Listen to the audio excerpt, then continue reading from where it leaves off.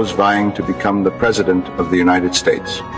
But the difference between Singapore and those countries, that is America and Britain, is that they will continue to do well despite an average government, but we will not.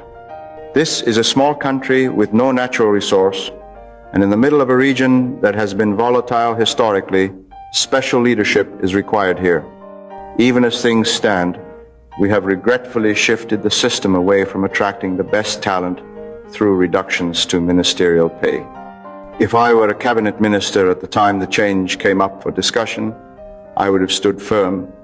But the younger generation of ministers decided to go with the trend. It is true that no country in the world pays ministers as we do, but it is also true that no other island has developed like Singapore, sparkling, clean, safe, with no corruption and low crime rates. You can walk the streets or jog at night. Women will not be mugged.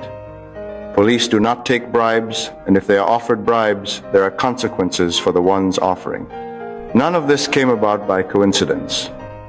It took the construction of an ecosystem that requires highly paid ministers. With every pay reduction, the sacrifice that a minister makes, giving up his profession or his banking job, becomes greater. Some will eventually tell themselves, I don't mind doing this for half a term, 2.5 years, as a form of national service. But beyond that, it has to be thanks but no thanks. The final outcome would be a revolving door government, which will inevitably lack a deep understanding of the issues or the incentive to think about problems in a long-term manner. Will Singapore be around in 100 years? I'm not so sure. America, China, Britain, Australia, these countries will be around in 100 years. But Singapore was never a nation until recently. An earlier generation of Singaporeans had to build this place from scratch, and what a fine job we have done. When I led the country, I did what I could to consolidate our gains. So too did Goh Chok Tong.